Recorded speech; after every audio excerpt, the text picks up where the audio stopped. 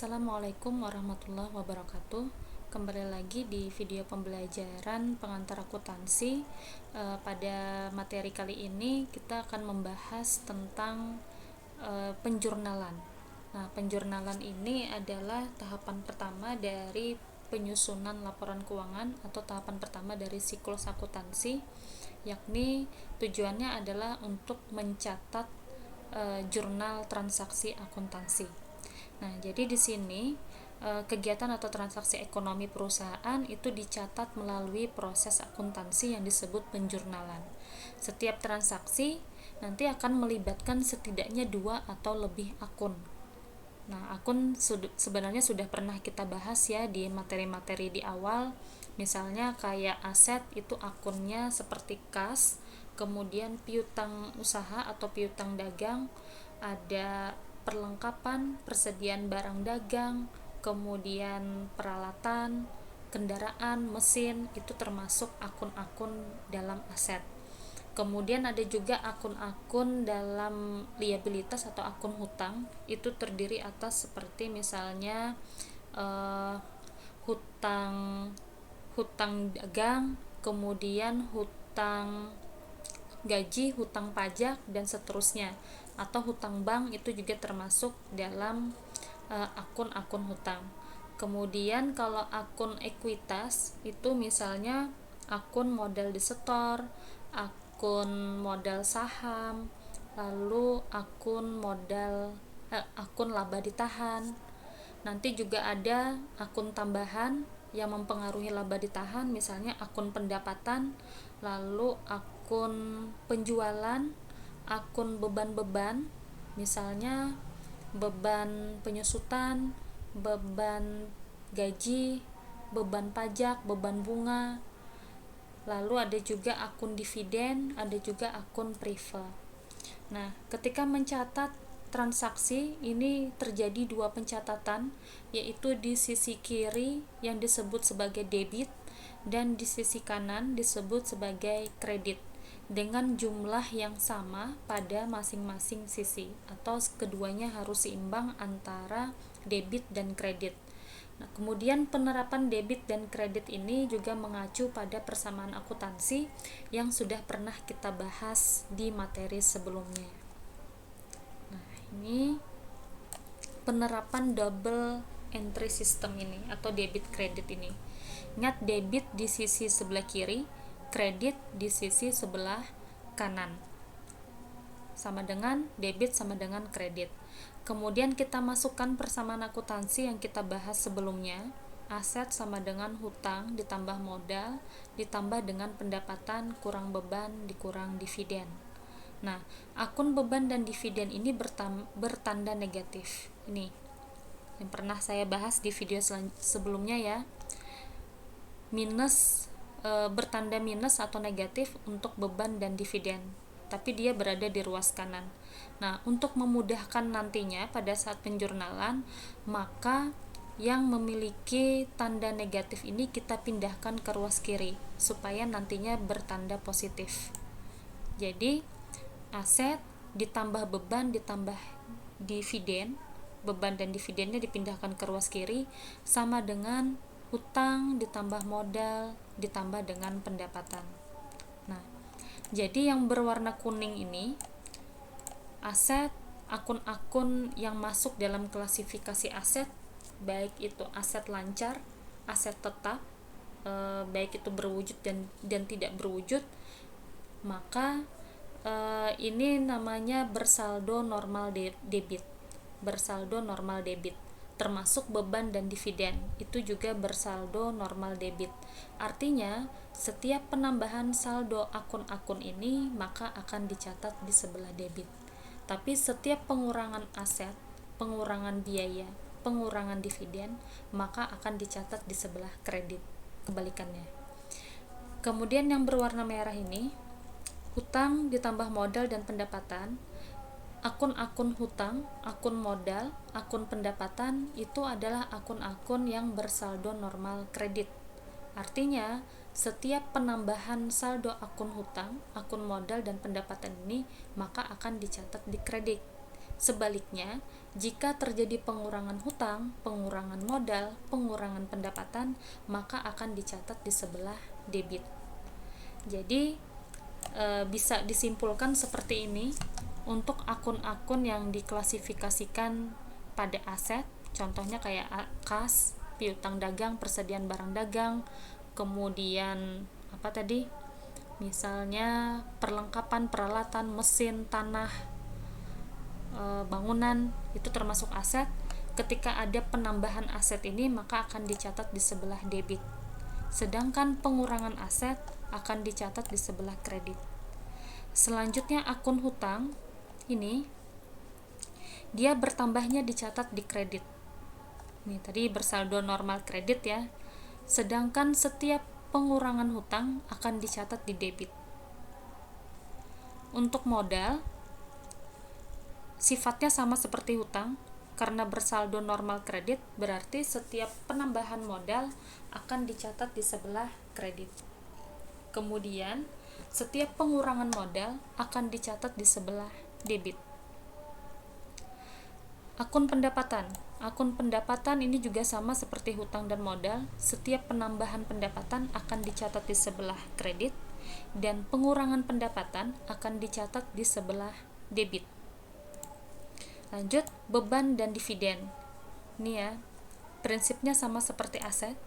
Setiap penambahan akun beban maka akan dicatat di sebelah debit, sedangkan pengurangan beban akan dicatat di sisi kredit. Selanjutnya, dividen. Jika terjadi penambahan dividen, maka akan dicatat di debit. Jika terjadi pengurangan dividen, maka akan dicatat di kredit. Selain itu bisa saya tambahkan juga akun prive ya. Prive ini juga berkaitan dengan mempengaruhi nilai laba ditahan. Prive itu adalah pengambilan uang kas dari pemilik, cuma keperluannya di sini untuk keperluan pribadi si pemilik perusahaan. Jadi dia prinsipnya sama seperti dividen. Ketika bertambah akan dicatat di debit, dan ketika terjadi pengurangan prive atau pengembalian prive maka akan dicatat di kredit. Untuk bentuk jurnal seperti ini nanti, jadi ada kolom tanggal, bulan dulu, kemudian tanggalnya. Di sini contohnya misalnya 2 Januari 2021. Keterangannya ini diisi nama akunnya. Nah, tadi akun misalnya di sini transaksinya adalah penyetoran modal awal, yaitu modal saham sebesar 500.000 dalam bentuk kas, maka kasnya bertambah.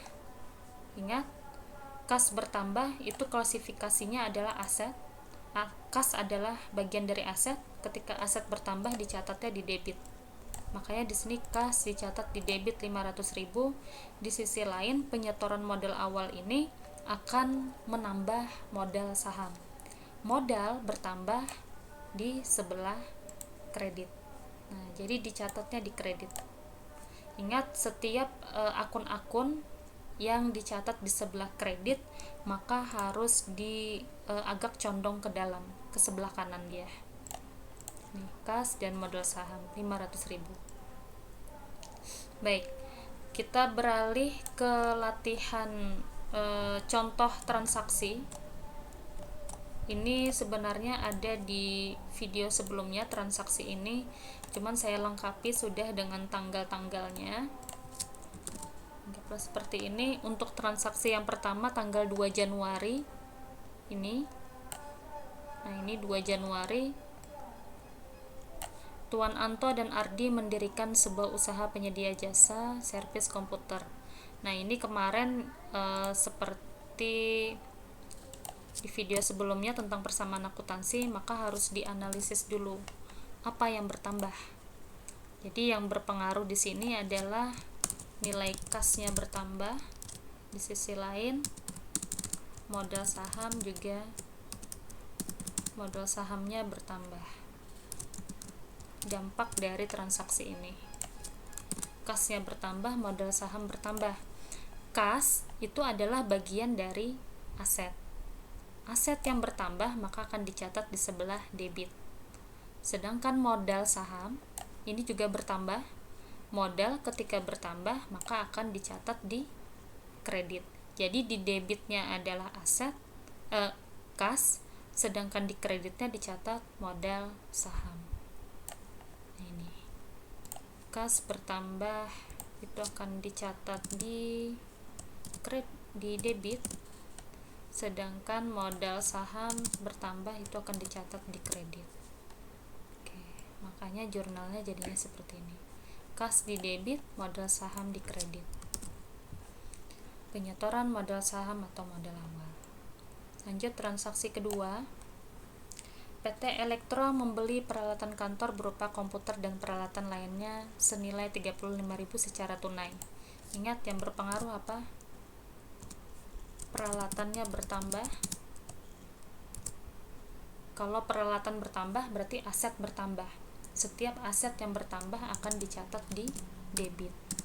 Sedangkan di sini membelinya secara tunai, artinya ada uang kas yang dipakai sehingga kasnya dampaknya berkurang. Setiap kas juga bagian dari aset.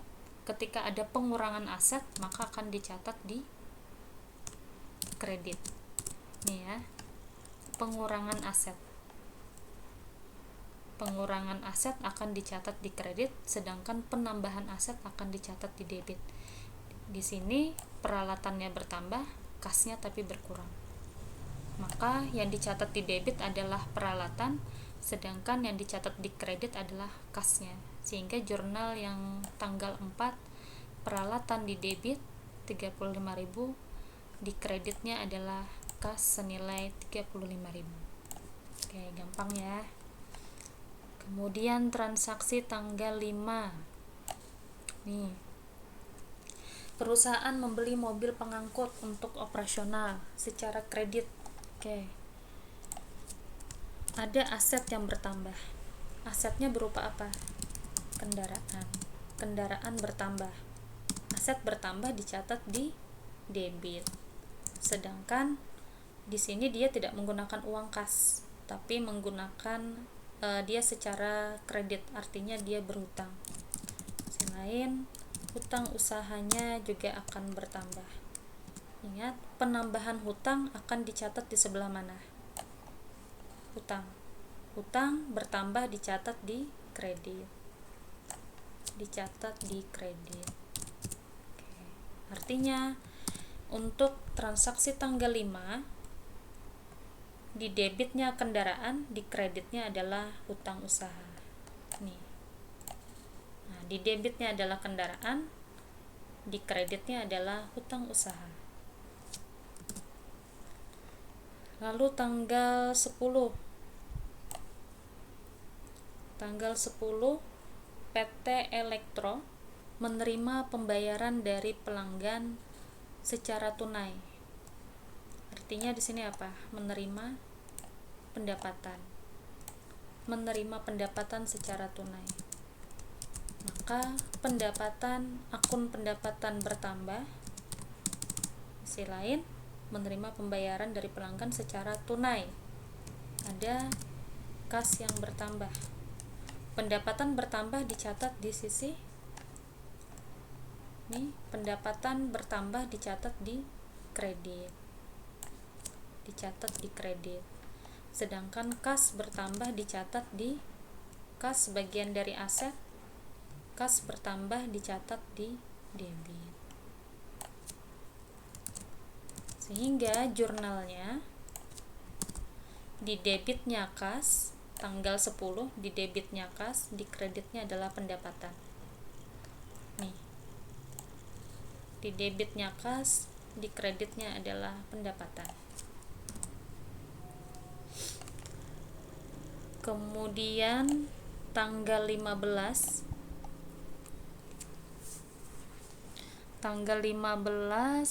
untuk memperluas usaha, PT Elektro menggunakan jasa periklanan. Tapi di sini dilakukan secara kredit. Nah, ini yang sudah dibahas juga. Berarti apa yang bertambah? Bebannya harus dicatat. Beban iklan bertambah. Di sisi lain hutangnya juga bertambah. Kenapa hutangnya bertambah? Karena transaksi ini dilakukan secara kredit. Oke. Beban iklan, beban bertambah maka akan dicatat di debit. Beban bertambah dicatat di debit. Hutang usaha bertambah dicatat di hutang bertambah dicatat di kredit. Oke. Sehingga jurnalnya untuk transaksi tanggal 15 itu di debitnya beban iklan, di kreditnya hutang usaha. Nah, ini. Debitnya beban iklan, di kreditnya adalah hutang usaha. Lanjut tanggal 17.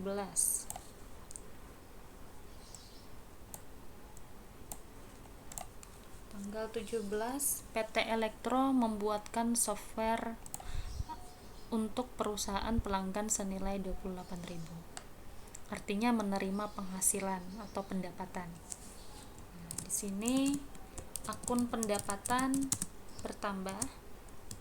Di sisi lain, karena pelanggan bayarnya secara tunai sebesar 30% atau 8.400, artinya ada kas yang bertambah bagi perusahaan, tapi sisanya pelanggannya berhutang secara kredit atau perusahaan ada hak untuk menagih kepada pelanggan tadi. Artinya PT Elektro sudah memberikan jasanya kepada perusahaan pelanggan, tapi pelanggannya belum membayar. Maka timbul di sini yang namanya piutang usaha. Piutang usahanya juga bertambah. Sekarang pendapatan bertambah dicatat di mana? Pendapatan bertambah di kredit. Pendapatan bertambah di kredit. Kas bertambah di kas, bagian dari aset bertambah di debit. Kemudian piutang usaha bertambah di piutang, itu juga bagian dari aset, ditambah, kalau bertambah maka dicatat di debit. Oke. Sehingga di debitnya adalah akun kas dan piutang usaha, sedangkan di kredit adalah akun pendapatan. Maka tanggal 17 jurnalnya nanti seperti ini. Di debitnya kas dan piutang usaha, sedangkan di kredit adalah pendapatan. Tadi kasnya senilai 8.400, piutang usahanya senilai 19.600, sedangkan di kreditnya adalah pendapatan senilai 28.000. Maka debit dan kredit ini nilainya juga seimbang ya. Ini 8.400 ditambah 19.600, 28.000, di kreditnya juga pendapatan 28.000. Oke. Kemudian tanggal 18. Perusahaan membayar beberapa biaya. Nah, ini ada beberapa biaya yang dibayar secara tunai. Nah, kalau sudah seperti ini berarti setiap bebannya, beban sewa itu bertambah. Kemudian beban gaji itu juga bertambah.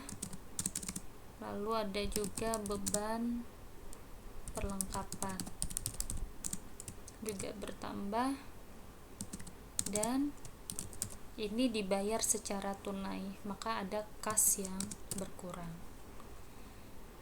Ini beban sewa, beban gaji, beban perlengkapan, semuanya beban. Setiap penambahan beban akan dicatat di debit.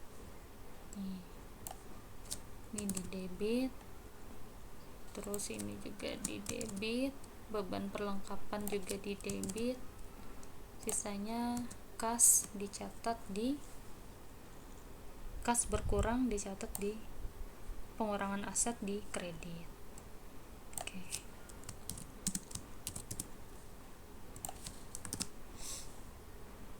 Tanggal 18 nih ya, beban sewa, beban gaji, beban perlengkapan.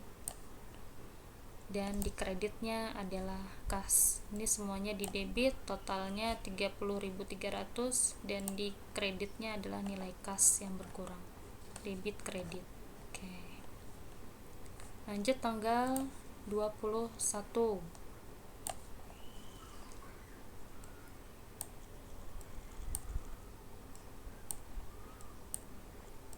Tanggal 21 PT Elektro melunasi hutang secara tunai. Kalau bahasanya adalah melunasi hutang, berarti ada hutang usaha berkurang atau bertambah. Melunasi hutang berarti hutang usahanya berkurang. Sisi lain, karena dibayarkan dilunasi secara tunai, artinya ada uang kas yang berkurang. Hutang usaha berkurang dicatat di mana? Setiap pengurangan hutang maka akan dicatat di debit. Ini dicatat di debit, sedangkan kas yang berkurang akan dicatat di aset. Pengurangan aset atau ada pengurangan kas dicatat di kredit.